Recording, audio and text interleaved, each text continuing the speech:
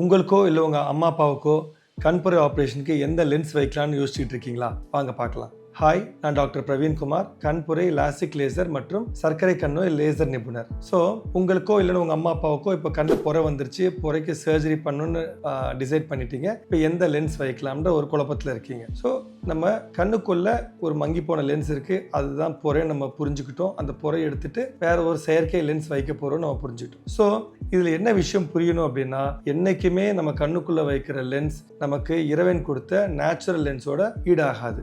அந்த லென்ஸ் வந்து ஒரு உயிருள்ள லென்ஸ், அது அசையும், வேற வேற தூரத்தை பார்க்கும். பட் இது வந்து ஒரு செயற்கையான லென்ஸ். நம்ம என்ன லென்ஸ் நம்மளோட என்ன தேவைக்கு வைக்கிறோமோ அந்த ஒரு வேலையை தான் செய்யும். ஸோ இந்த லென்ஸை தேர்வு செய்யறதுக்கு முன்னாடி நம்மளுடைய வாழ்க்கை முறை என்ன, நம்மளோட தேவை என்ன, இப்படின்றத உங்களுடைய டாக்டர்கிட்ட நீங்க கிளியரா பேசி உங்க கண்ணுக்கான லென்ஸை நீங்க தேர்வு செய்யணும். ஏன்னா கண்ணுக்குள்ள வைக்கிற லென்சஸ் 4 வகையான லென்சஸ் இருக்கு. எனக்கு தூரம் மட்டும் தெளிவா தெரிஞ்சா போதும், நான் எழுத படிக்க கண்ணாடி போட்டுக்கிறேன் அப்படின்னா அதுக்கு ஒரு தனி லென்ஸ். எனக்கு தூரமும் வேணும், கிட்டையும் படிக்கணும், எனக்கு நடு தூரம் தேவையில்லை அப்படின்னா அதுக்கு சில வகையான லென்சஸ். இல்லை சார் எனக்கு 3 தூரமும் தெரியணும், எனக்கு தூரம் தெரியணும், நடு தெரியணும், கிட்ட தெரியணும் அப்படின்னா அப்ப அதுக்கு ஒரு டைப் ஆஃப் லென்சஸ் இருக்கு. இதை தவிர சில பேஷண்ட்ஸ் வந்து சார் எனக்கு நைட் டிரைவிங் நிறைய இருக்கும், நைட்ல வண்டி ஓட்டும் போது எனக்கு கூச்சமே இருக்கக்கூடாது அப்படின்னு எதிர்பார்ப்பாங்க. அப்ப அவங்களுக்கு ஒரு ஸ்பெஷல் டைப் ஆஃப் லென்ஸ், ஈட் ஆஃப் லென்சஸ் சொல்லுவோம். இல்ல தூரமும் நடுவும் தெரியும், கிட்ட அவ்வளவா தெரியாது. ஸோ இத்தனை வகையான லென்ஸ் ஏன் இன்னைக்கு மார்க்கெட்ல இருக்கு அப்படின்னா, எந்த ஒரு லென்ஸும் பெர்ஃபெக்ட் கிடையாது. நம்ம கண்ணுக்கு என்ன தேவை, நம்மளுடைய கண்ணோட ஆரோக்கியம், பிகாஸ் எல்லா டைப் ஆஃப் லென்சஸ் எல்லாருக்கும் சூட்டபிளும் ஆகாது. அண்ட் நம்மளுடைய வாழ்க்கை முறை, நம்மளுடைய தேவைக்கும் நம்ம கண்ணோட